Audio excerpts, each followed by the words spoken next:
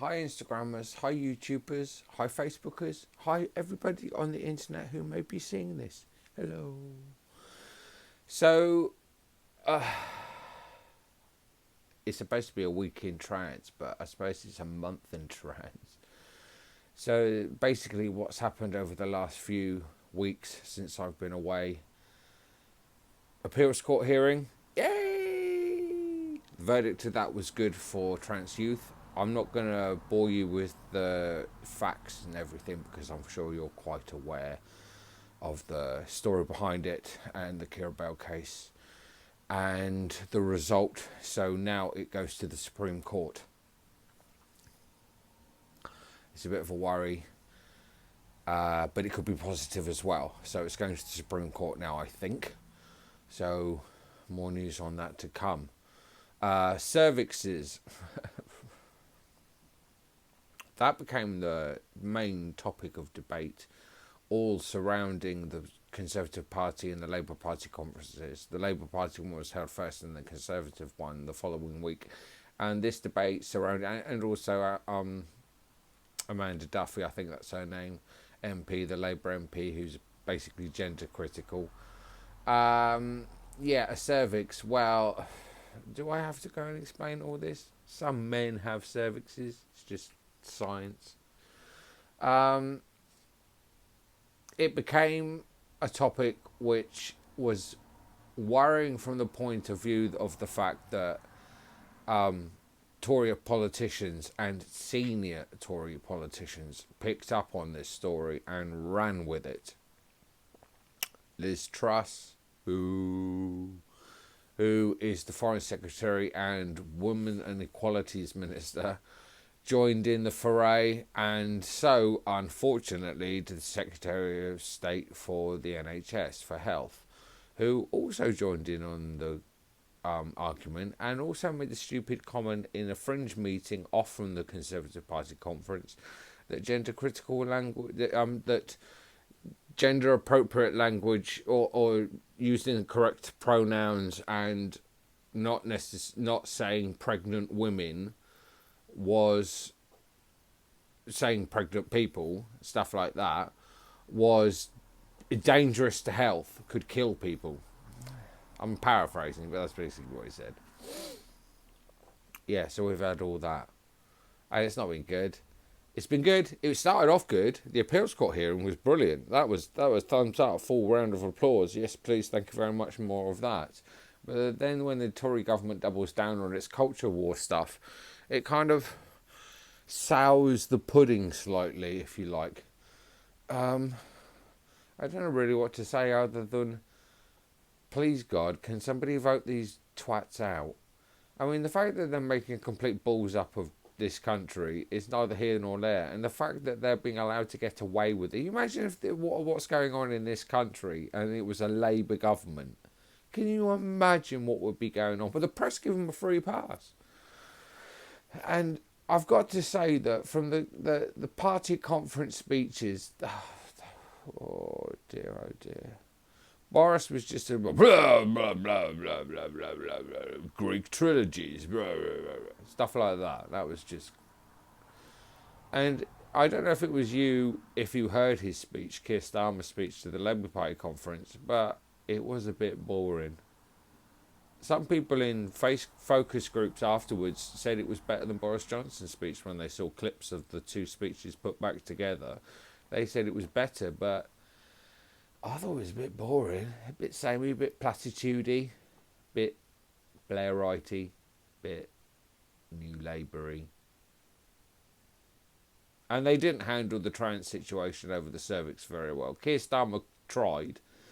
I think the best one to do it was...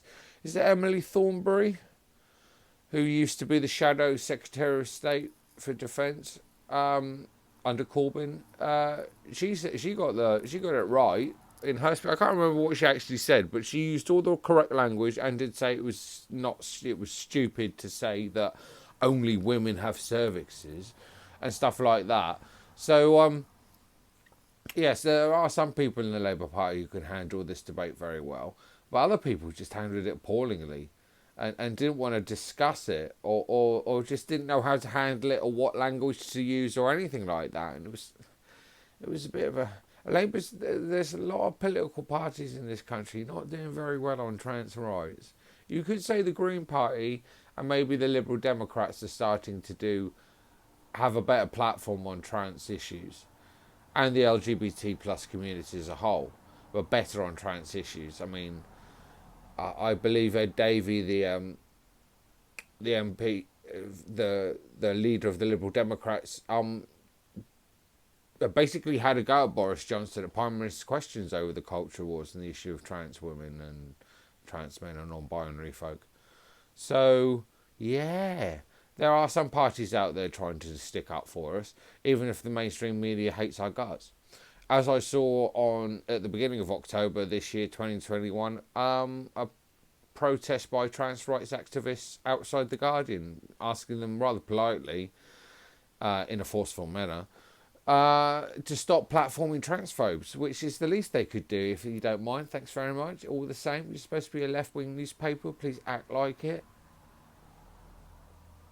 So all those things have happened in the space of, well, it's only been about just over 3 weeks since my last post, which was Southampton Pride. Please check it out. It's a good vlog. You get to see Clara, who's not my partner. She's a friend of mine. It's not my partner. Clara is a friend of mine.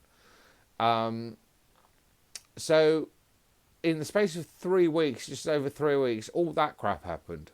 Good stuff at the beginning, and then it kind of went downhill.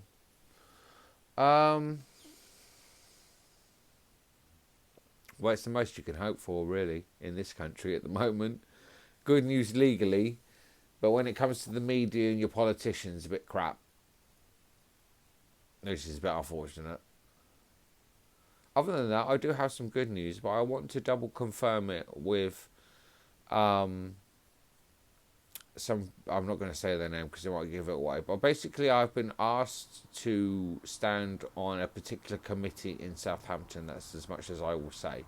I know it's been officially confirmed twice on a radio show that I do each month, but I don't want to preempt them. I don't want to announce it until I've officially had my first meeting with them. So after I've had my first meeting with them and it's kind of rubber stamped, if you like, I will announce the thing that I have been talking about over the last couple of vlogs, that I may have an announcement coming up. It is kind of official, but I don't want to mention it on this vlog until I've got the say-so from a particular person who may be watching this. Hello. Yeah, so that's what happened in the 3 and a bit weeks since my last vlog. Good news. Yay. Then some shitting on us. It is a bit... Oh, and Dave Chappelle. Yeah, that's the other one. That's really American, so I don't really like to talk about that sort of stuff. I like to keep my stuff local to the UK and maybe Ireland if I can. But yeah, Dave Chappelle. Well, I watched Jessie Gender's video on it that she recently posted. Yeah, I suppose it's the thing, like she said, you need to sit down and watch the whole performance all the way through and see what he's talking about. It's a bit up and down, but really he uses a lot of transphobic tropes, and yeah, it's not roundedly, it's not good. You can see where he's coming from, but it's not necessary. So yeah, so I want to leave you with positive news, and that positive news is the appeals court hearing, which was amazing for trans youth. I don't know how Tavistock and I've been going there all this time, but I can't remember if it's Portland or Portland. Tavistock and Portland, or Tavistock and Portland. It's one of the two. But the clinic, I don't know if they're going back to treating trans youth like they were beforehand. I know the waiting lists are huge. That was the other bit of news. 1 in 7 GPs refuse trans people healthcare because they're trans. What? Yeah, that was the statistic I saw on pinknews.co.uk. Yeah, that's not good. Yeah, they will refuse treatment because they're trans, or they have to find another doctor who will treat them. What?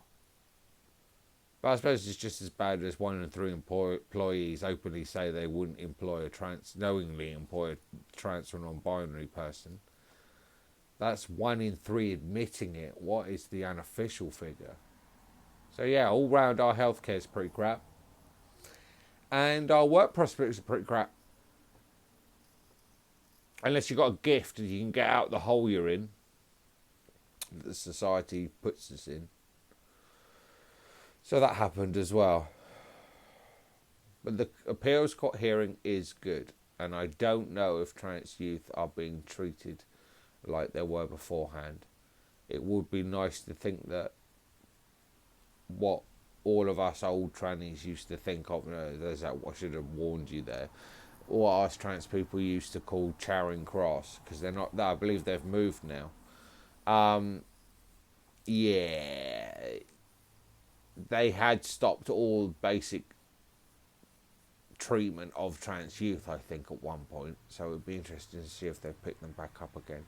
A little side note from my dealings, about a week ago, I think it was a week ago, or 2 weeks ago, I had my second appointment for surgery. I may need a third, but that's because they don't want to double check with, or want to talk stuff over with my mental health team and sort of like touch base and talk about me and go, yeah. So fingers crossed. I was impressed how long it took them. I was seeing in the gap that they say it is after your first appointment, 18 months to 2 years. So it was about 18 months between my last appointment just before lockdown last year and my Zoom appointment, which was a couple of weeks ago. So that was good news for me. So it goes to the appeals court. Well, not the appeals court, the Supreme Court. I hope it's a positive move and it comes out in our favour for trans rights. Because if it does, it will cement us legally to some degree and give us a threshold of rights within the framework of the law of the United Kingdom through the Supreme Court. That could be positive. On the other side, they could totally screw us. But the appeals court hearing was positive. Thank God. It's one shining beacon in this otherwise dark kind of cave we're in at the moment. Please like, share, subscribe. And I will see you soon, folks. Goodbye.